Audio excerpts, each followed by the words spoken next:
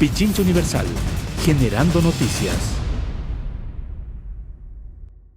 En la línea telefónica el doctor Juan Paz y Miño, historiador, analista de la realidad nacional, con quien vamos a conversar de inmediato y a quien le saludamos en esta tarde. Doctor Paz y Miño, ¿cómo está? Buenas tardes. Hola, muchas gracias, Washington. Un saludo a todos los oyentes de Radio Pichincha.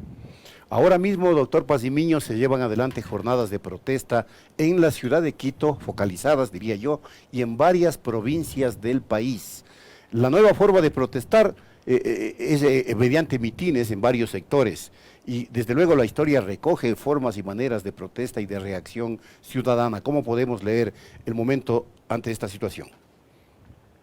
Se ve que hay un momento en que comienzan a aparecer las reacciones sociales frente a la política de gobierno.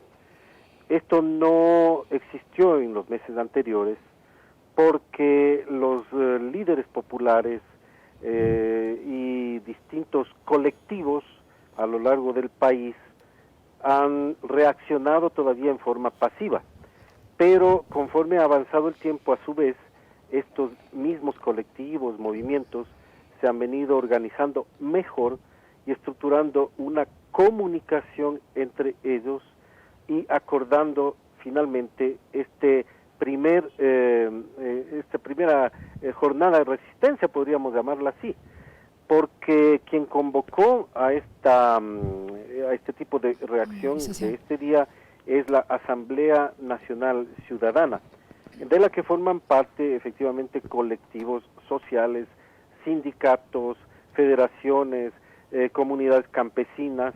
Entiendo yo, de acuerdo con las informaciones que circulan en las redes, porque en la prensa hegemónica no ha salido casi nada o nada sobre este tema, pero en las redes están circulando videos e informaciones que dan cuenta que ha habido exactamente esto de focos en distintos sectores, ya no solo en la ciudad de Quito, en la costa parece que tiene alguna fuerza, en otras regiones de la sierra parece igual, e incluso en la Amazonía.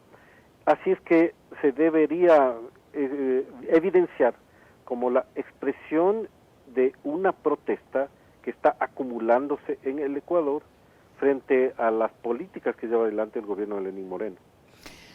¿Cómo está, doctor Paz y Miño? María Isabel Ceballos le saluda. María Isabel, gracias por la entrevista. Un saludo. Siempre un honor tenerle acá en los micrófonos, en esta ocasión a través de la línea telefónica. Pero para ponerlo en contexto, ¿cuáles han sido las organizaciones en otra oportunidad convocantes en distintos gobiernos que tuvieron realmente el rechazo ciudadano, incluso con índices de aprobación superiores en 10 puntos al actual gobernante? Solamente hablemos de Lucio Gutiérrez, cuando cayó tenía un 25%. En los años 80, desde inicios de la democracia, el Frente Unitario de Trabajadores FUT, que agrupó a las grandes centrales CTE, CEDOC, CEOSL, es esta organización, el FUT, la que desarrolló impactantes y grandes huelgas nacionales, hasta la época incluso de Febres Cordero y aún en el gobierno de Rodrigo Borja. Esto es hasta fines de los 80. En los 90 el FUT fue perdiendo ya el tipo de fuerza que había manifestado en los años 80 y para el año 2006 el FUT no pasaba de ser una etiqueta. Desde 1990 en adelante, la CONAIE y las organizaciones indígenas, a raíz del primer levantamiento, tuvieron importante presencia nacional y alrededor del año 2013 y 2014, el movimiento indígena logró incluso paralizar la inminente suscripción del Tratado de Libre Comercio con los Estados Unidos. Así es que esa lucha también fue importante. Para el 2006, aunque el movimiento indígena era pujante, no tenía ya la fuerza que se había visto apenas unos años atrás.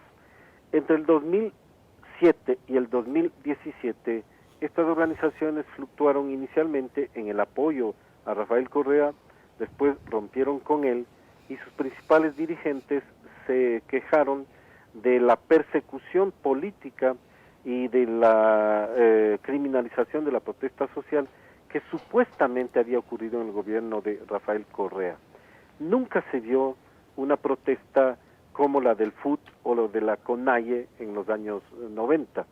Y en la actualidad el movimiento obrero otra vez como que revive, el movimiento indígena también comienza a despertar, pero más son las organizaciones colectivas de barrios, comunidades de base, colectivos ciudadanos, y sí, algunas federaciones sindicales y movimientos aislados de sindicatos, los que se han unido en la jornada de hoy.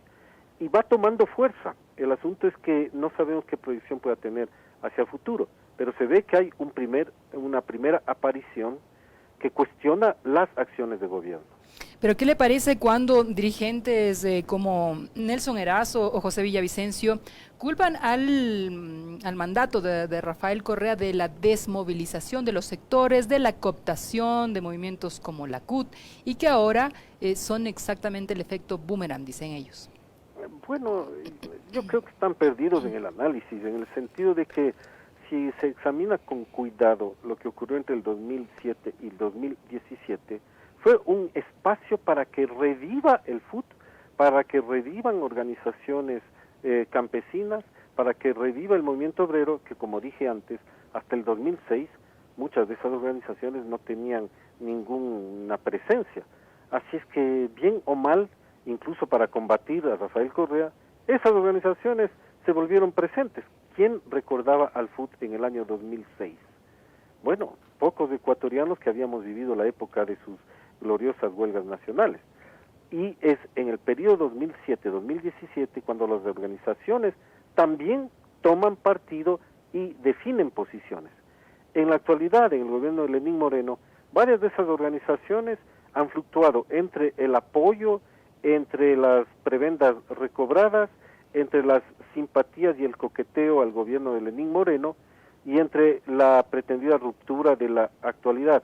Así es que las organizaciones tienen que ser miradas con esa objetividad de análisis y no caer en el juego de que bajo el gobierno anterior la persecución habría sido entonces tan tremenda que ni siquiera aparecían.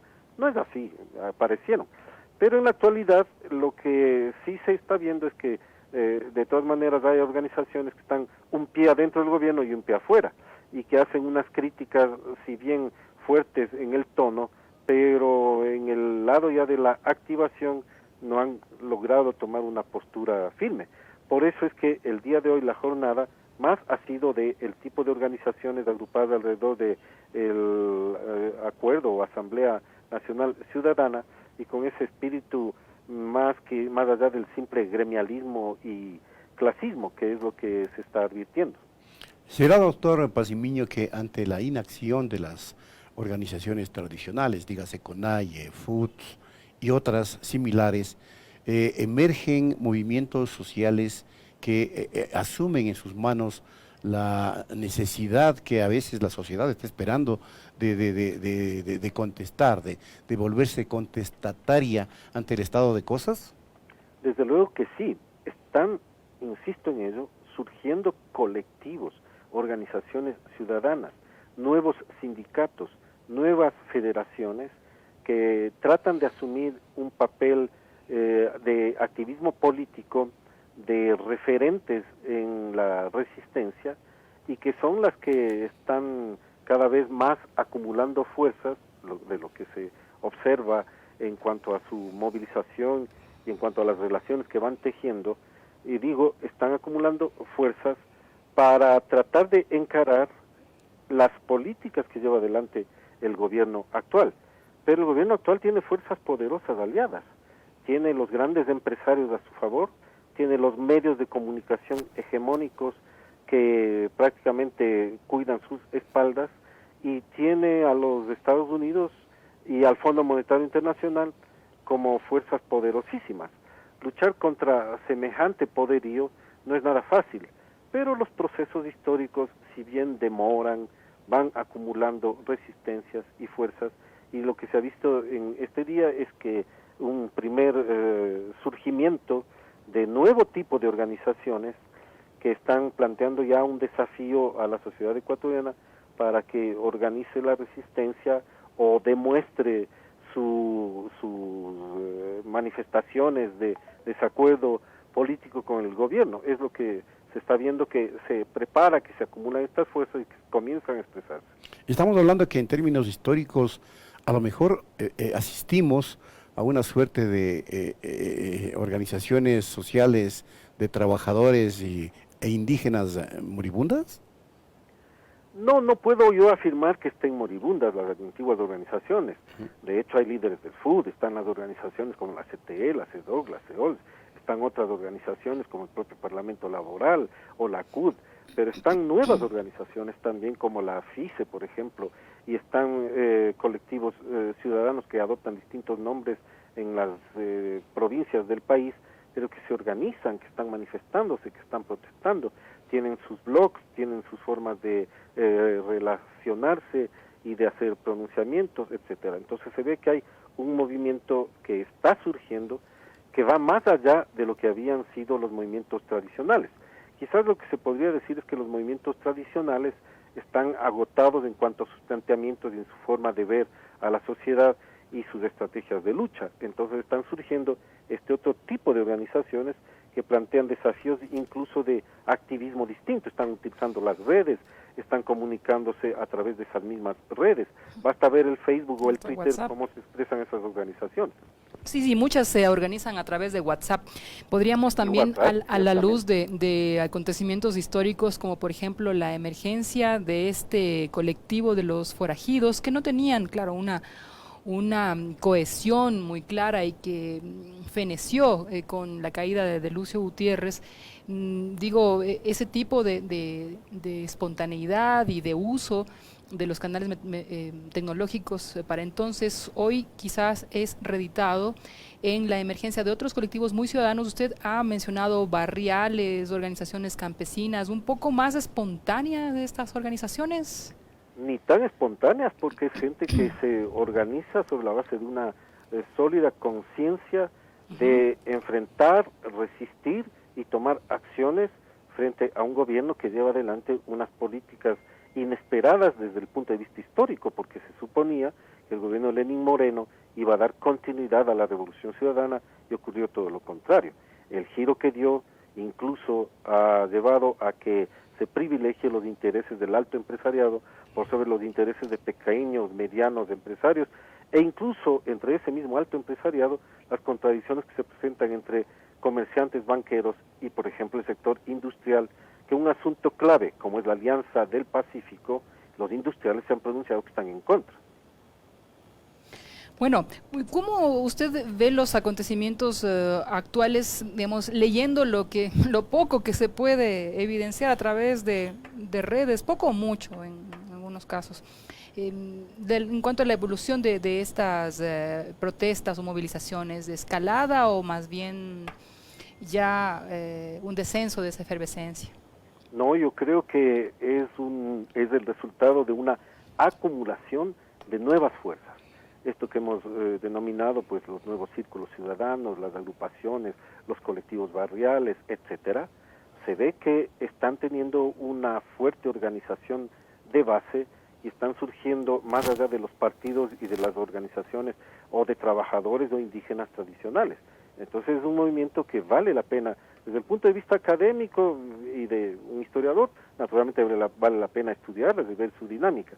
Y desde el punto de vista social y político es la manifestación de que están tomando ya un paso adelante, ya no solo en cuanto a organización, sino en cuanto a acción.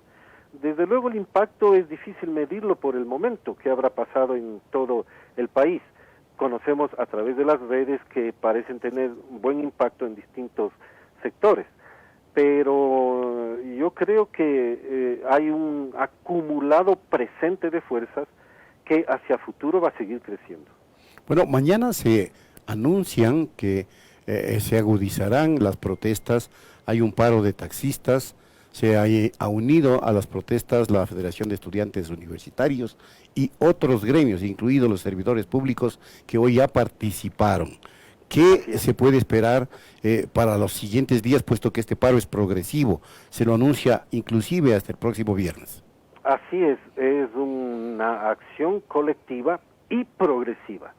Si en los próximos días se siguen uniendo más sectores, sobre todo el gobierno es el que tiene que tomar en cuenta esa expresión, y el gobierno seguramente está bien informado a través de los órganos de inteligencia, militares y policiales, estará bien informado de cuál ha sido la repercusión de toda esta acción colectiva, que es una jornada que desde ayer arrancaba. Hoy era el día en que se había llamado para el paro nacional, como lo planteaba la Asamblea Nacional Ciudadana, y también está convocado para los próximos días.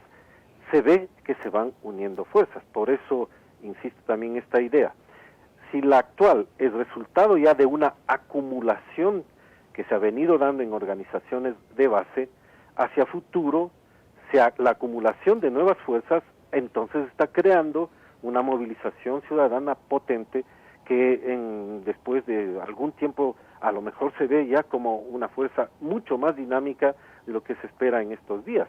Pero esos son acontecimientos imprevisibles porque no podemos adivinar cuánta puede ser la fuerza hacia futuro, pero lo que sí se observa es esta acumulación actual de fuerzas sociales que ya comienza a expresarse cada vez con mayor presencia frente al giro político, económico y social que tomó el gobierno y que están cuestionando las políticas que lleva adelante el gobierno de Lenín Moreno.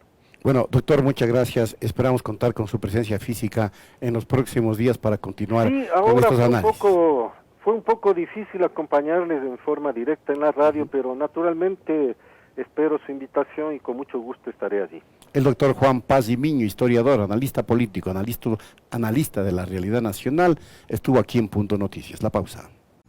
Pichincha Universal. Aquí se escuchan bien las noticias.